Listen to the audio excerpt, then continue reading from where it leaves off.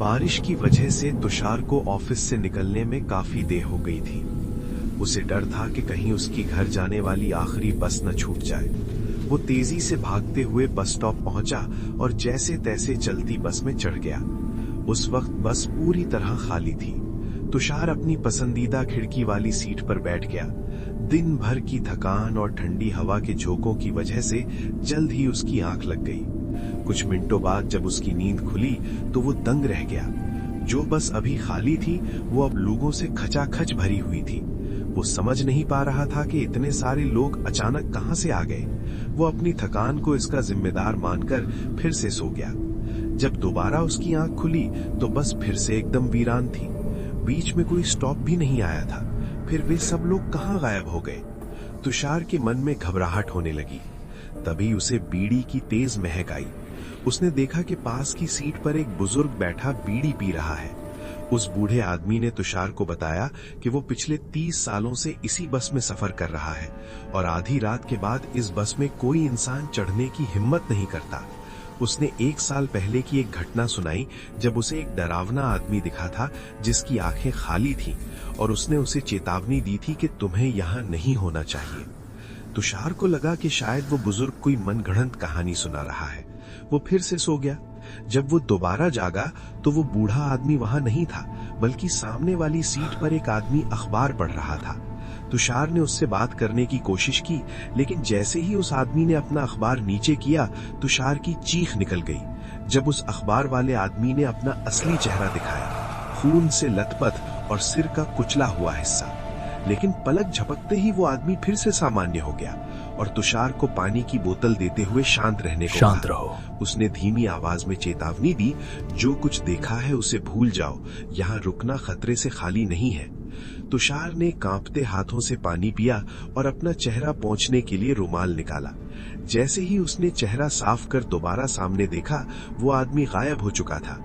पूरी बस फिर से कब्रिस्तान की तरह खामोश हो गई थी। तभी बस के दरवाजे की ओर से वही भारी आवाज आई, मैं यहाँ हूँ, दरवाजे के पास।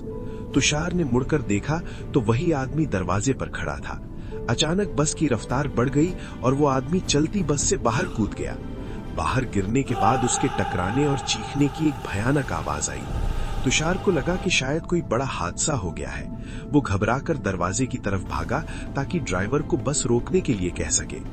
तुषार की हिम्मत अब पूरी तरह जवाब दे चुकी थी। जब अखबार वाले आदमी ने अपना लहूलुहान चेहरा दिखाकर फिर से सामान्य होने का नाटक किया तो तुषार समझ गया कि यहाँ कुछ भी सामान्य नहीं है। उस आदमी की आखिरी चेतावनी, यहाँ मत रुकना, तुषार के कानों में बार बार गूंज रही थी। तभी बस की खिड़की के बाहर उसे धुंधली रोशनी में बस स्टेशन दिखाई दिया। बस की रफ्तार अभी भी तेज थी, लेकिन तुषार ने एक पल की भी देरी नहीं की। जैसे ही ड्राइवर ने हल्का सा ब्रेक लिया, तुषार अपनी जान हथेली पर रखकर चलती बस से नीचे कूद गया। वो सड़क पर लुढ़का, उसके कपड़े कीचड़ और बारिश के पानी से सन गए, लेकिन उसे इस बात की खुशी थी कि वो उस रहस्यमयी बस से बाहर निकल आया। वो हांफते हुए खड़ा हुआ और जैसे ही उसने पीछे मुड़कर देखा, उसके रोंगटे खड़े हो गए। जो बस अब तक उसे चमकती और नई दिख रही थी, वो बारिश की धुंध में अचानक बदल गई। अब वो एक जली हुई, जंग लगी और टूटी हुई कंकाल जैसी बस थी। बस के टायर फटे हुए थे और उसकी बॉडी पर आग के भयानक निशान थे। सबसे डरावनी बात तो बस के अंदर थी। खिड़कियों से अब वही यात्री झांक रहे थे, लेकिन उनके असली रूप में। कोई जला हुआ था, किसी का शरीर क्षत विक्षित था। वही बीड़ी पीने वाला बुजुर्ग और अखबार वाला आदमी खिड़की से बाहर तुषार की ओर देख रहे थे। उनकी आंखों में कोई चमक नहीं थी, बस एक ठंडी और डरावनी मुस्कान थी, जैसे वे उसे अलविदा कह रहे हो। तुषार ने देखा कि बस बिना किसी शोर के धीरे धीरे आगे बढ़ी और देखते ही देखते घने अंधेरे और बारिश के पर्दे के पीछे गायब हो गई। सड़क अब बिल्कुल सुनसान थी, जैसे वहां कभी कोई बस आई ही ना हो। तुषार कांपते हुए वहीं खड़ा रहा।